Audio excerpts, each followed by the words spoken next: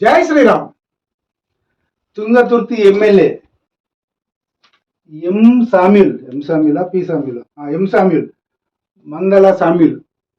So ఆ Mandala Samuel గారు ఏదైతే పురోహితులు నెత్తి మీద అక్షింతలు చల్లుతూ మాటలు మాట్లాడినప్పుడు ఒక మాట మాట్లాడిండు. అది చాలా వైరల్ అయిపోయింది పాపం. అది కొంచెం ఇబ్బందికరమైన వైరల్ అయింది. అదేంటిదో చూద్దాం. వాయిని టీవీలో వచ్చింది ఇది. మనవాద వ్యవస్థ ఎందుకు వచ్చింది? ఇప్పుడు ఆయన బాబురావు ముచ్చటగలడు మనమందరం కూడా మాలమాదిగా ఇది వ్యవస్థ. సో మాలమాదిగ గురించి రిప్రజెంట్ చేస్తూ సామ్యుల్ గారు చాలా గొప్పగా మాట్లాడారు. ఈ విషయంలో పాట నేను సామ్యుల్ గారిని గొప్పగా కీర్తించడం కంటే వాళ్ళ నాన్నగారిని లేదా వాళ్ళ తల్లిదండ్రుల్ని కీర్తించడం నాకు చాలా గొప్పగా అనిపిస్తున్నది. ఎందుకంటే మాదిగ ఎవరైనా కూడా వాళ్ళు హిందువులు, ఈవెన్ వాళ్ళు దళితులైనా కూడా వాళ్ళు హిందువులే. కానీ ఎప్పుడో వారు పుట్టి 60 సంవత్సరాలు అయి ఉంటుంది, 50 సంవత్సరాలు 60 సంవత్సరాలు అయి ఉంటుంది. అప్పుడే సెక్యులరిజం గురించి ఆలోచించి, సెక్యులర్ యొక్క గొప్పతనం గురించి ఆలోచించి సామ్యుల్ గారికి వాళ్ళ తల్లిదండ్రులు సామ్యుల్ అని పేరు పెట్టిరు, అంటే క్రిస్టియన్ పేరు పెట్టిరు. మామూలుగా ఏదో పేరు పెడతారు, హిందువుల పేరు పెడతారు, రామన్న గోపన్న కిట్టయ్య మల్లయ్య ఏదో ఒకటి పేరు పెడతారు కదా. అట్లా కాకుండా వాళ్ళ తల్లిదండ్రులు ఇంత గొప్ప సెక్యులర్ భావాలతో వారికి సామ్యుల్ అని పేరు పెట్టినందుకు చాలా గర్వంగా అనిపిస్తుంది నాకైతే. వాళ్ళ తల్లిదండ్రులు ఫస్ట్ నేను చేతులెత్తి దండం పెట్టాల ఈ విషయాన్ని మాత్రం. అరే దాన్ని ఎంపేసి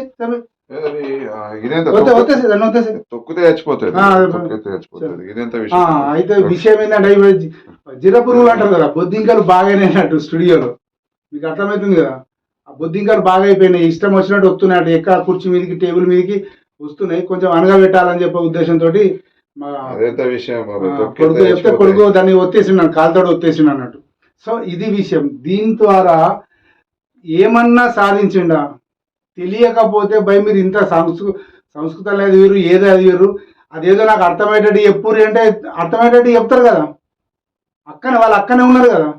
దాన్ని నోటి మాటలతోటి చెప్పి ఎవరా మెప్పు పొందడానికి, ఎందుకు పొందడానికి, మరి దాని సంగతి ఏంటనేది చాలా ఇబ్బందికరంగా ఉంది.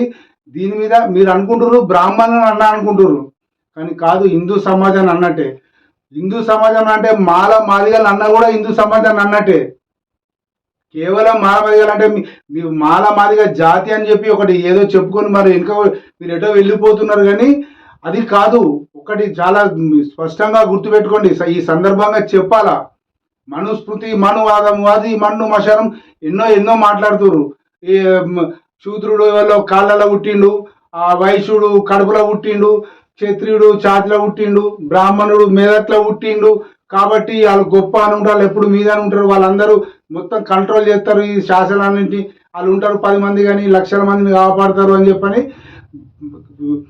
అంటే మాదిగ ఈ క్షుద్ర జాతిని ఈ మాదిగ జాతిని అనాదిగా కాళ్ళ కింద తొక్కి పెట్టే విధంగానే ప్రయత్నం చేస్తున్నారు చాలా మంది కపట జాతీయులు.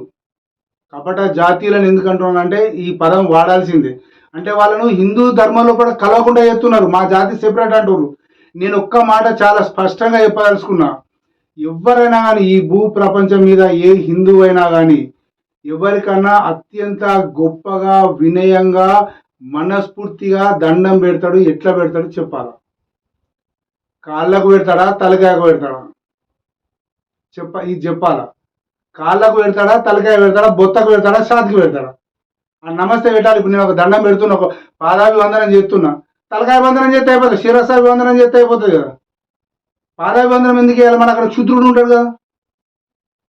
అర్థమైందా? శుద్రుడు అంటే ఏదైతే అంటుర్రో ఈ జాతి వివక్ష చూపెడుతుర్రో వాళ్ళకున్న ప్రాధాన్యత అవి లేకపోతే ఉండదు.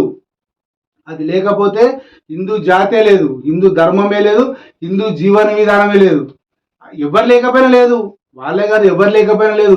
ఎవరి పని వాళ్ళు చేస్తుండగానే ఇట్లా ఉంది కదా. ఎడమ చేతి పని ఎడమ చేతి చేస్తుంది, కుడి చేతి పని కుడి చేతి చేస్తుంది.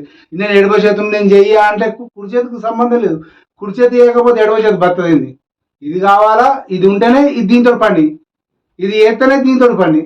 కాబట్టి ఒకళ్ళు తక్కువ ఒకళ్ళు ఎక్కువ అనే వాతావరణాన్ని దయచేసి ఎవరు తీసుకురావద్దు. ఈ సందర్భంగా ప్రాధేయపడుతూ నమస్కారాలు చేస్తూ దండాలు పెడుతూ చెప్తున్నది ఏంటంటే, దళిత జాతిని హిందూ ధర్మం నుంచి వేరు చేయడానికి, లేదా దళితులని చెప్పుకొని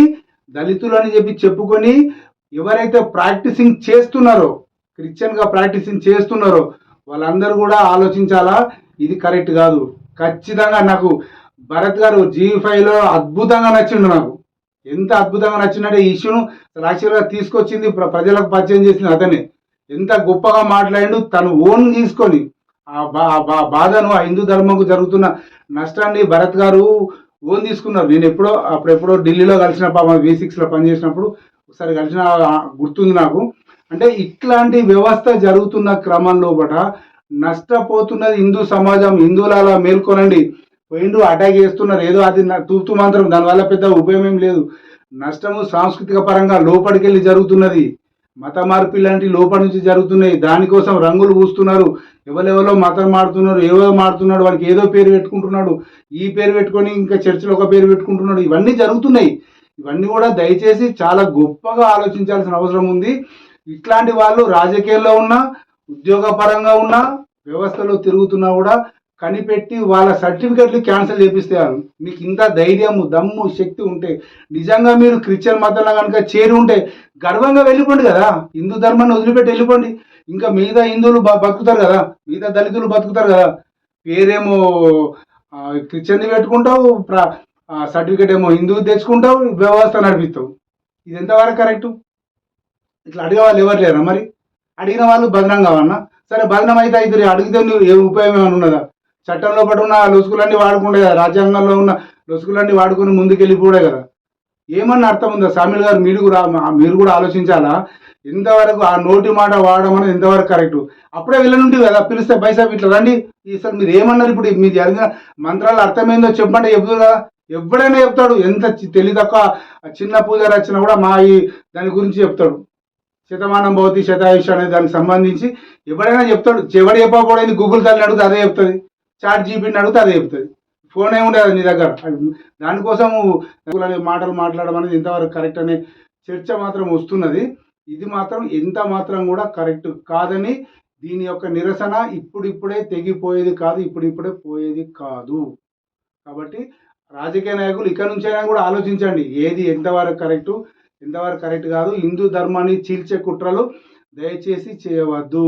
అందరూ సమానమే. 4 అంగాలు 4 భాగాలు సమానమే హిందూ ధర్మానికి. దయచేసి ఇది గమనించండి. జై శ్రీరామ్.